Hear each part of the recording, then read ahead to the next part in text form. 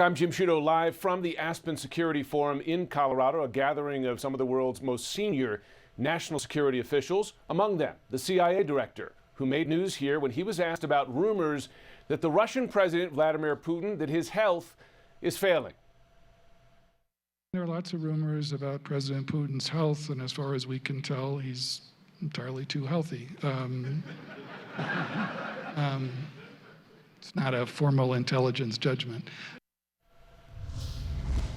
David Sanger is the CNN political and national security analyst. He is also a national security correspondent for the New York Times.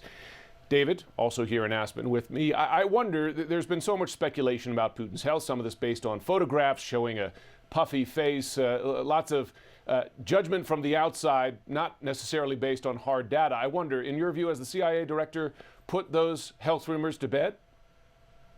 Well, certainly there's been a big effort, Jim, by many in the different intelligence agencies to do exactly that. The conclusion that you heard there from the CIA director, who of course used to be an ambassador to Russia and knows Putin well, Bill Burns, is completely consistent with what we're hearing from the British, what we're hearing from European intelligence agencies. They don't believe the rumors that Putin has cancer. They don't believe that the puffiness that they've seen is caused by steroids.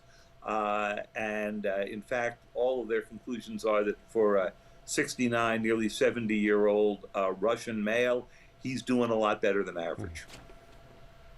Another headline from the CIA director's comments yesterday was his assessment of what Putin's calculation seems to be. That Putin, and Burns is not the only one who said this, but that Putin believes he can wait not just Ukraine out, but wait the West out, that he can take advantage of, as Burns described it, America's attention deficit disorder, that it'll lose interest eventually and lose political support.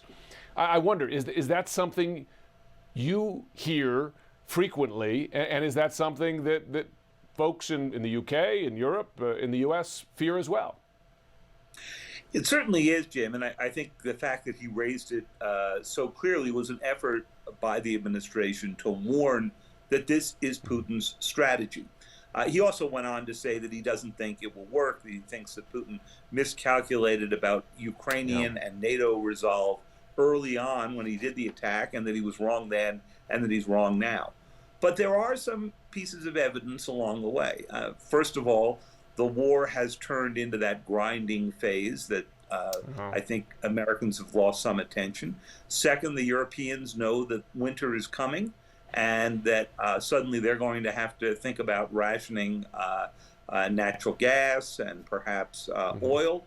That's going to take a toll. Americans thought that this was pretty cost-free for them until gas moved up to $5–6 a gallon, and while it's coming down now, it may not come down fast enough. And of course, the president himself has blamed that on Putin, even though there are other factors involved. So all those things could contribute. And look, our own history with Afghanistan and Iraq suggests Americans do have an attention deficit disorder when it comes to faraway conflicts. You do make a good point there, though, that despite him often being described as 10 feet tall, Putin, in his great wisdom, that he's been wrong multiple times just in the last several months, including about Ukraine's ability to repel Russian forces. The CIA director said that the U.S. estimate now of Russian losses, 15,000 killed, some 45,000 injured, that's 60,000. And in my experience, the U.S. estimate somewhat on the low end of the scale compared to other Western intelligence agencies. How long can Russia withstand those losses? Those are the personnel losses. We also know they've had enormous losses in terms of military hardware. This is the huge question. Putin has resisted doing a general conscription. And the soldiers who are being killed, and that's a remarkable number. It's more than 3 times what the United States lost in Iraq and Afghanistan over 15, 20 years, right? The people who are being killed are largely from poorer sections and outlying sections of Russia. They're not the middle-class kids from St. Petersburg who have signed up. this is going to be a big supply problem for Putin. And there are a lot of people who believe that Putin is going to run out of gas here in the ability to hold the Donbass in just the next couple of months. We'll have to see. Yeah. Yeah, and listen, you mentioned how it far outpaces U.S. losses in Afghanistan and Iraq, but also Russian losses in Afghanistan throughout the decade of the 80s. And that war arguably helped bring down the Soviet Union. David Sanger, always And good they to have got you out. on. Yeah, They got out. they did. Yeah.